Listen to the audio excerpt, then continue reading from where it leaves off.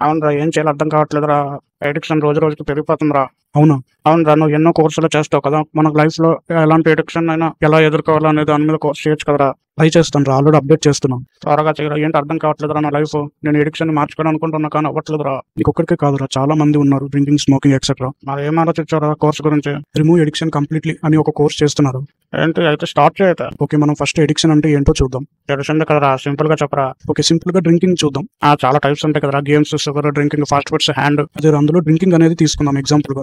Okay, ఎక్కువ మంది drinking addiction తో ఉన్నారని తెలుసుకున్నావు కదరా. ముందు వినరా, చెప్పు. డ్రింక్ చేస్తున్నప్పుడు మన బ్రెయిన్ హ్యాపీగా ఫీల్ అవుతుంది, డోపమిన్ అనే హార్మోన్ రిలీజ్ చేయడం వల్ల. అదేలా హ్యాపీనెస్ హార్మోన్ అని అంటారు కదా. దానివల్ల మన బ్రెయిన్ హ్యాపీనెస్ ని ఎక్కువగా కోరుకుంటుంది. దాని తర్వాత మళ్ళీ మళ్ళీ హ్యాపీనెస్ కావాలని, రోజు రోజుకి ఇంకా ఇంకా కావాలని అంటది. నిజమేరా మరి. అది ఎందుకు మంచిది కాదంటే, ఎడిక్షన్ వల్ల మన టైం అంతా దానికే వెళ్ళిపోతుంది. ఎందుకు వెళ్ళిపోతారా మరి, బ్రెయిన్ కి హ్యాపీనెస్ కావాలి కదా. అప్పుడు మనం లైఫ్ లో ఉన్న ఇంపార్టెంట్ థింగ్స్ ని కూడా మర్చిపోతాం. అయ్యో, మరి ఏం చేయాలరా మరి. డ్రింకింగ్ వల్ల క్యాన్సర్ ఇంకా చాలా డ్యామేజెస్ అవుతాయి. అన్ని తెలిసి కూడా మన బ్రెయిన్ డ్రింక్ చెయ్యి అని చెప్తుంది. మరి సొల్యూషన్ ఎట్రా?